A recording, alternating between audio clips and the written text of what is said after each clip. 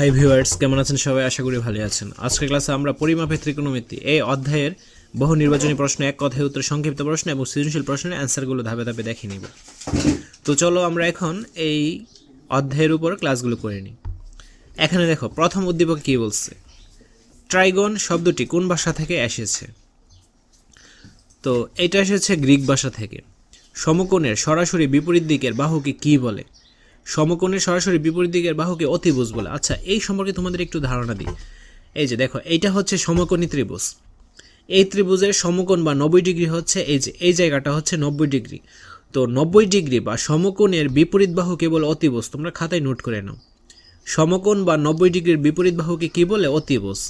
এইটা হচ্ছে অতিভুজ এই সমকোণী ত্রিভুজের ক্ষেত্রে। এখন আসা যাক লম্ব কোণটা, ভূমি কোণটা। তো তুমি যদি উটাকে কোণ ধরো, তো কোণের বিপরীত বাহুকে বলে লম্ব। খাতায় নোট করো, কোণের বিপরীত বাহুকে কী বলে? লম্ব বলে। তো উ কোণের জন্য এই যে বাহুটা, এটা কিন্তু বিপরীত বাহু, এটাকে বলে কি? লম্ব। তো আমরা লম্ব পেলাম, অতিভুজ পেলাম, বাকি যে এই বাহুটা থাকবে এটা অবশ্যই কি হয়ে যাবে? ভূমি হয়ে যাবে। এখন তোমাদের যদি আমি প্রশ্ন করি যে সি কোণের জন্য লম্ব কোণটা, সি কোণের জন্য লম্ব কোণ কিন্তু এইটা হবে না। সি কোণের জন্য লম্ব হবে কোনটা? এইটা। কারণ আমি তোমাদের কি বলছি, কোণের বিপরীত বাহুকে কি বলে? লম্ব। এটা যদি কোণ হয়, এর বিপরীত বাহু কোনটা? এইটা। তো এইটা যেহেতু বিপরীত বাহু সি কোণের জন্য, এইটা অবশ্যই কি হয়ে যাবে? লম্ব। আর এইটা তো সমকোণী ত্রিভুজ, তো সমকোণী ত্রিভুজের বিপরীত বাহুকে অতিভুজ বলে। সি কোণের জন্য অতিভুজ, এটা ঠিক আছে। মানে অতিভুজ সব ক্ষেত্রে ঠিক থাকবে। তাহলে সি কোণের ভূমি কোণটা? এটা যদি হয় লম্ব, এটা যদি হয় অতিভুজ, তার মানে এটা কি হয়ে যাবে? ভূমি হয়ে যাবে। আশা করছি তোমরা বুঝতে পেরেছো। তো 3 নম্বরে দেখো কি বলছে। ও সি ডি বা ও ডিসি, এটা হচ্ছে সমকোণী ত্রিভুজ, ঠিক আছে। চিত্রে ও সি ডি এর সন্নিহিত বাহু নিচের কোণটি। এখানে কোন কোনটা? এই যে দেখো, যেটা মাঝখানের যে লেটারটা হবে, এটা হবে কোণ। সি হচ্ছে কোণ। তো এই কোণের আমাদের কি বলছে? সন্নিহিত বাহু। সন্নিহিত বাহু বলতে ভূমিটাকে বোঝাচ্ছে। তো এই কোণের বিপরীত বাহু হচ্ছে এইটা, এটাকে লম্ব বলে। আর তাহলে এইটা কি হবে? ভূমি। তো ভূমি বা সন্নিহিত বাহুটা তাহলে কি হবে? সিডি। আশা করছি তোমরা বুঝতে পেরেছো। দেন এখানে কি বলছে? 17 সেন্টিমিটার, 8 সেন্টিমিটার এবং 15 সেন্টিমিটার বাহুদ্বয় দ্বারা সমকোণী ত্রিভুজ গঠন করলে এর অতিভুজ কত সেন্টিমিটার হবে? তো অতিভুজ কত সেন্টিমিটার হবে সেইটা বলছে। নিচের চিত্রের আলোকে 5 ও 6 নং প্রশ্নের উত্তর দাও। তো 5-এ কি বলছে? ত্রিভুজ ইউপিএনে কোণ এন হচ্ছে 90 ডিগ্রি, এটাকে 90 ডিগ্রি ধরা হয়েছে বা সমকোণী ত্রিভুজ। কোণ ইউপিএন এর বিপরীত বাহু নিচের কোণটি। তো কোন কোণটা? পি। তো এই কোণের বিপরীত বাহু কোনটা? এই কোণের বিপরীত বাহু হচ্ছে এই যে ইউএন বাহুটা, ঠিক আছে। কোণ ইউপিএন এর কোণের জন্য, তো এই কোণের জন্য আমাদের এখানে কি বলছে? অতিভুজ ইউপি। অতিভুজ কিন্তু ইউপি, কারণ সমকোণী ত্রিভুজের বিপরীত বাহুকে কি বলে? অতিভুজ। ইউপি অতিভুজ, এক, ঠিক আছে। সন্নিহিত বাহু হচ্ছে ইউএন। আচ্ছা, আমরা দেখি এই কোণের জন্য এইটা হচ্ছে লম্ব, কারণ এটা বিপরীত বাহু। ইউএন হচ্ছে লম্ব আর পিএন হচ্ছে কি? সন্নিহিত বাহু। তো 2 নম্বরটা কিন্তু মিলতেছে না। বিপরীত বাহু ইউএন, এটা ঠিক আছে। তো রাইট আনসার হচ্ছে 1 এবং 2। সরি, রাইট আনসার হচ্ছে 1 এবং 3, ঠিক আছে।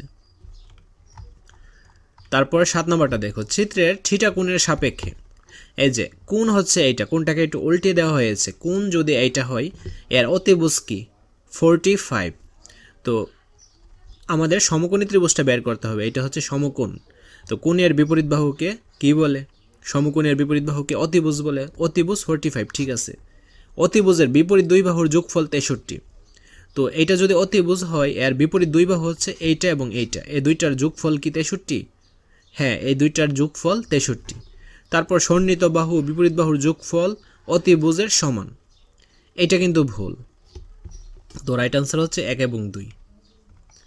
তারপর দেখো, এবিসি সমকোণী ত্রিভুজের কোণ সি ভিটা এবং কোণ বি আলফা এবং এবি সমান 7 সেন্টিমিটার, বিসি সমান 25 সেন্টিমিটার, এসি সমান 24 সেন্টিমিটার।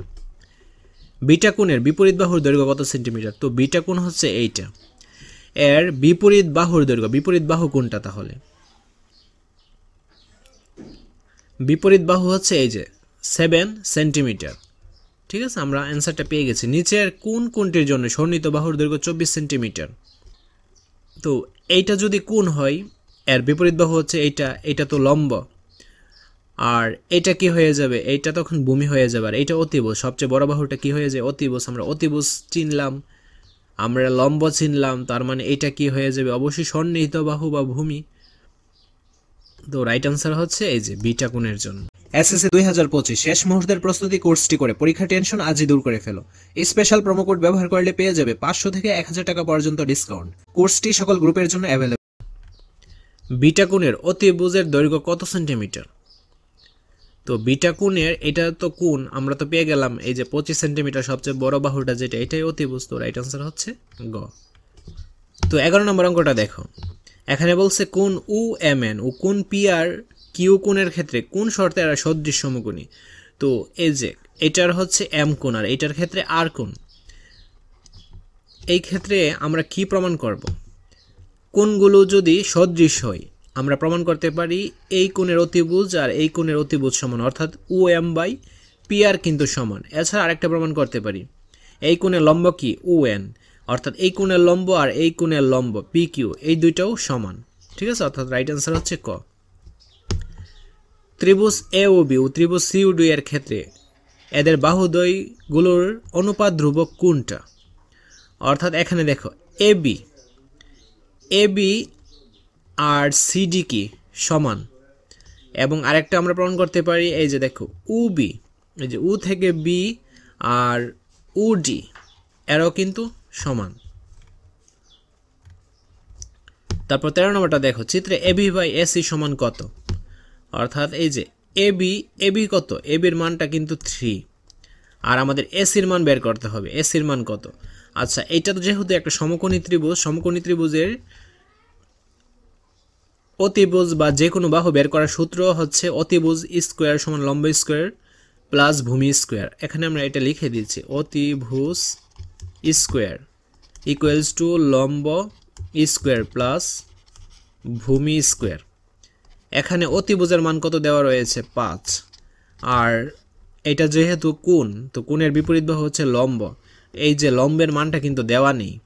ঠিক আছে, আমরা AC ধরে নিচ্ছি। আর ভূমি হচ্ছে এই যে 3, তো 3-এর উপর আমরা কি দেব, স্কোয়ার, 5 × 5 = 25, AC আর 3-এর উপর স্কোয়ার মানে 9, AC প্লাস 9 এ পাশে আনলাম, 25টা ওই পাশে নিলাম, তো 25টা ওই পাশে ঠিক থাকবে, আর প্লাস 9 ওই পাশে গেলে হয়ে যাবে -9। 25 থেকে 9 যদি বিয়োগ দেওয়া হয় তাহলে অ্যান্সারটা কত পাবো? অ্যান্সারটা হচ্ছে, আচ্ছা এখানে এই যে এসির উপর স্কোয়ার কিন্তু হবে, ঠিক আছে, স্কোয়ারটা দিতে ভুলে গেছি, অ্যান্সারটা হবে 16। তারপর এখানে কি পেলাম, AC স্কোয়ার সমান 16, তো স্কোয়ারটা তো আমাদের এখন উঠিয়ে দিতে হবে, এই কারণে ওই পাশে অ্যান্সারের উপর আমাদের কি হবে, √/, হবে। তো √/16 তুমি যখন ক্যালকুলেশন করবা অ্যান্সারটা পেয়ে যাবা 4। আমরা কিন্তু এসির মান পেয়ে গেছি 4, ঠিক আছে, অর্থাৎ রাইট আনসার হচ্ছে এই যে এবির মান হচ্ছে 3 আর এসির মান হচ্ছে কত, 4, এই যে এইটা। তো 14 নম্বরে কি বলছে, PMU সমকোণী ত্রিভুজের PM বিপরীত বাহু, UM সন্নিহিত বাহু, UP অতিভুজ হলে। আমরা প্রথমে এখানে একটা সমকোণী ত্রিভুজ অঙ্কন করে নিই। তো এইটাকে ধরে নিলাম P, এইটাকে M আর এইটাকে U ধরে নিলাম। PM বলছে বিপরীত বাহু, তো ওটাকে আমরা কোণ ধরে নিচ্ছি, কোণের বিপরীত বাহু কি, এই যে এইটা হচ্ছে PM, OM হচ্ছে সন্নিহিত বাহু, তো এটা যদি কোণ হয়, এইটা হচ্ছে লম্ব, এইটা অতিভুজ, আর এইটা তাহলে কি হয়ে যাবে, এইটা ভূমি বা সন্নিহিত বাহু, অর্থাৎ OM সন্নিহিত বাহু, UP অতিভুজ হলে। এখানে কি বলছে, sin θ সমান বিপরীত বাহু বাই অতিভুজ, অর্থাৎ আমরা কিন্তু সূত্র জানি sin সমান লম্ব বাই অতিভুজ, লম্ব বলতে বিপরীত বাহু। এই যে এইটাকে যদি থিটা ধর, থিটা বলতে কোণ, ও এর এটাকে থিটা ধরছি, তো sin θ সমান লম্ব বাই অতিভুজ। এখানে লম্ব হচ্ছে এটা PM আর অতিভুজ হচ্ছে কি OP, তো এক কিন্তু ঠিক আছে। তারপর 2 দেখি cos সমান কি ভূমি বাই অতিভুজ, cos θ সমান ভূমি বাই অতিভুজ, তো ভূমি বলতে সন্নিহিত বাহু, এটা যদি থিটা হয়, ভূমি কোনটা, এটা OM, আর অতিভুজ কোনটা OP, এইটাও ঠিক আছে। 3 নাম্বারটা কি tan θ সমান হচ্ছে লম্ব বাই ভূমি, তো এটা যদি থিটা হয় এর লম্ব কি PM আর ভূমি কি, এই যে ভূমি OM, তো তিনটাই কিন্তু রাইট। একটি সমকোণী ত্রিভুজের সূক্ষ্মকোণ থিটা হলে এর ত্রিকোণমিতিক অনুপাতের সংখ্যা কয়টি? তো ত্রিকোণমিতিক অনুপাতের সংখ্যা 6টা। থিটা সূক্ষ্মকোণের সাপেক্ষে cos θ এর অনুপাত কোনটি? তো কস থিটার সূত্রটা হচ্ছে কস সমান ভূমি বাই অতিভুজ, ভূমি বলতে সন্নিহিত বাহু, তো সন্নিহিত বাহু বাই অতিভুজ।